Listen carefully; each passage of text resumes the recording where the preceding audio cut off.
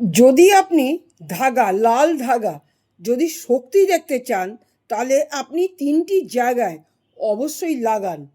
3টি জায়গায় যদি অবশ্যই লাগান, কিভাবে লাগাবেন? 3টি ধাগা নেবেন 3টি জায়গায় লাগানোর জন্য।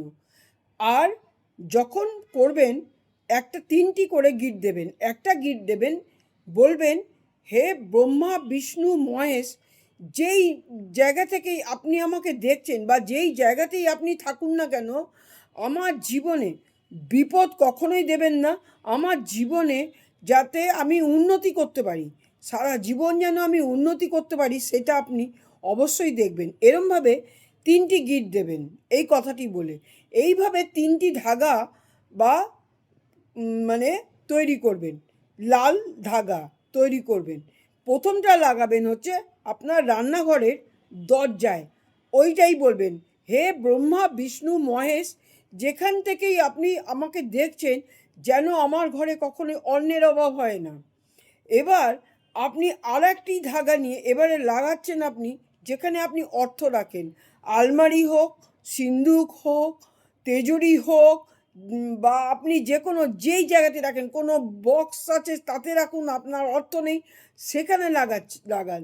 লাগিয়ে এই একই কথা বলুন, হে ব্রহ্মা বিষ্ণু মহেশ, যেই জগৎ থেকেই আপনি আমাকে দেখছেন না কেন, জীবনে যেন আমার অর্থের অভাব না হয়, যেন আমি প্রচুর পরিমাণে অর্থ ইনকাম আমি করতে পারি নিজের ক্ষমতায়, অন্য কোনো পথে নয়, অন্য কোনো রাস্তায় নয়, আমি নিজের ক্ষমতায় সৎ পথে যেন ইনকাম করতে পারি। হে ব্রহ্মা বিষ্ণু মহেশ, আপনি আমাকে আশীর্বাদ করুন, এই বলে ওখানে ওই ধাগাটা লাগাবেন, লাল রঙের ধাগা। এবারে আর একটা ধাগা নিয়ে কি করবেন, ওটা দিনের বেলায়, সবকটাই আপনি দিনের বেলায় করবেন।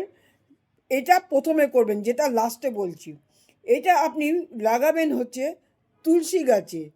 ওরকমভাবে বানিয়ে নিয়ে তুলসী গাছে লাগাবেন। তুলসী গাছে লাগিয়ে বলবেন, হে তুলসী মা, যে সব দেবতা বাস এই তুলসী গাছে, সবাই জানেন, যারা যারা জানেন, যারা যারা ভিডিও দেখেন আমার বা অন্যের ভিডিও দেখেন, সবাই জানেন যে তুলসী গাছে কিন্তু সময় অনুযায়ী ভগবান বিষ্ণু থেকে, মা লক্ষ্মী থেকে, মা সরস্বতী থেকে সমস্ত দেবতার বাস হয়। মহাদেব থেকে আরম্ভ করে, মনসা থেকে আরম্ভ করে সমস্ত দেবতার বাস হয় তুলসী গাছে, সব দেবতার বাস হয়। সুতরাং বলবেন, হে তুলসী মা, যেই আমার আমার ঘরে সবসময় বিরাজমান থাকবে, এবং যেই যেই দেবতা এই তুলসী গাছে আছে, সেই সেই দেবতা যেন আমার ঘরে সবসময় বিরাজমান হয়, এই বলে হে ব্রহ্মা বিষ্ণু মহেশ বলে ধারাটা বেঁধে দেবেন।